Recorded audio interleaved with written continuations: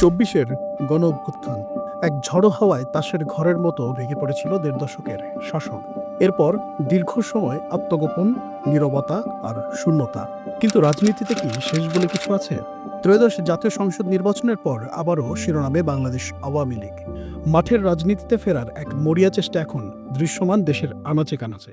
আমাদের দেখতে হবে যে হাউ পাবলিক অ্যাকসেপ্ট, তারা আসলে কিভাবে সাধারণ মানুষ বিশেষ করে আওয়ামী লীগের কর্মকাণ্ডকে কিভাবে অ্যাকসেপ্ট করে, বা তারা, আমরা তো এটাও দেখি যে আবার অফিস ওপেন করছে আবার বন্ধ করছে, তাই না? এই ধরনের একটা অবস্থা, এর মধ্যে দিয়ে হয়তো আমার মনে হয় যে তারা আস্তে আস্তে তাদের কর্মতৎপরতা শুরু করবে। অথচ ২০২৪ সালের আগস্টে ক্ষমতাচ্যুত হওয়ার পর দলটির ওপর নেমে আসে কঠোর বিধিনিষেধ।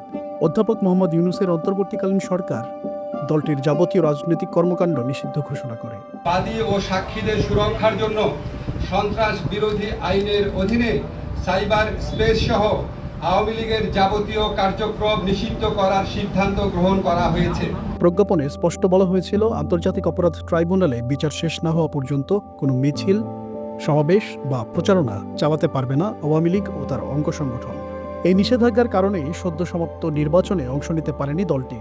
কিন্তু এর মাঝে ঢাকাসহ বিভিন্ন স্থানে মাঝে মধ্যে দেখা গেছে দলটির নেতাকর্মীদের ঝটিকা মিছিল। সামাজিক যোগাযোগ মাধ্যমেও চলেছে জোরালো প্রচারণা। বিশেষ করে নির্বাচনের আগে no vote no vote slogan তুলে তারা জানান দিয়েছে, নিষিদ্ধ হলেও আওয়ামী লীগ দৃশ্যপটে আছে এখনও। প্রশ্ন উঠছে, এই হঠাৎ সক্রিয় হওয়ার নেপথ্যে কার ইন্ধন? দলীয় সূত্রগুলো বলছে, খোদ শেখ হাসিনাই বিভিন্ন অ্যাপের মাধ্যমে তৃণমূল নেতাকর্মীদের সাথে নিয়মিত যোগাযোগ রাখছেন। তার পরামর্শেই নেতাকর্মীরা এখন সাহস করে ফিরছেন কার্যালয়ে। নির্বাচনের ঠিক পরদিন থেকেই দেশের বিভিন্ন স্থানে আওয়ামী লীগের কার্যালয় খোলার হিড়িক পড়ে যায়। পঞ্চগড়ে বিএনপির স্থানীয় নেতার উপস্থিতিতে কার্যালয় খোলার ভিডিওটি জন্ম দেয় নানা বিতর্কের। এরপর চাঁদপুর, ঠাকুরগাঁও, সাতক্ষীরা, বরগুনা থেকে শুরু করে পটুয়াখালী, সবখানে দীর্ঘ কয়েক মাস পর দলীয় কার্যালয়ে উঠতে দেখা গেছে জাতীয় পতাকা। কিন্তু এই ফেরার নেপথ্যের গল্পটি বেশ জটিল।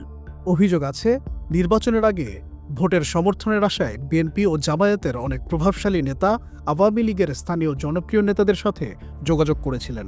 আশ্বাস দিয়েছিলেন নির্বাচনের পর কার্যালয় খুলতে বাধা দেয়া হবে না। কিন্তু বাস্তবতা ভিন্ন।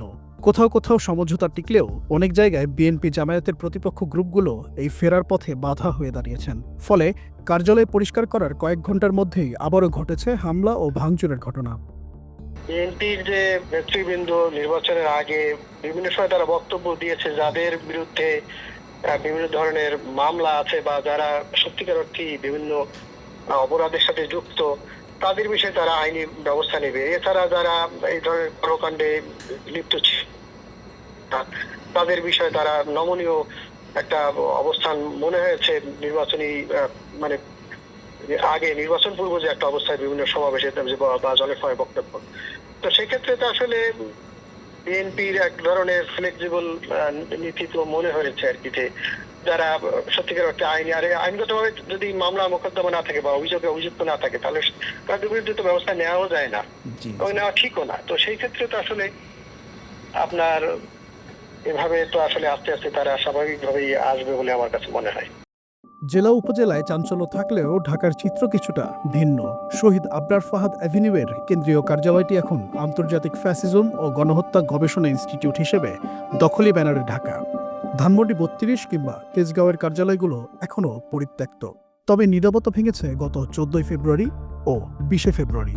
কেন্দ্রীয় কার্যালয়ের সামনে জাতীয় পতাকা উড়িয়ে অবস্থান নিয়েছিলেন কর্মীরা। ধানমন্ডিতে নারী কর্মীদের স্লোগান হয়তো আওয়ামী লীগের রাজপথে ফেরার সুপ্ত প্রস্তুতির অশনি সংকেত। বাংলাদেশের এই পরিবর্তিত প্রেক্ষাপটে আওয়ামী লীগ কতটা প্রাসঙ্গিক?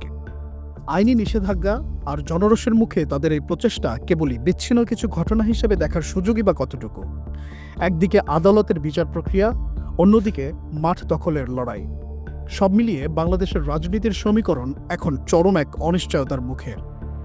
তবে তৃণমূলের এই সক্রিয়তা ইঙ্গিত দিচ্ছে, আগামী দিনগুলোতে রাজপথ হয়তো আবারও উত্তপ্ত হয়ে উঠতে পারে। এম্পারভেজ, দৈনিক মানবজমিন।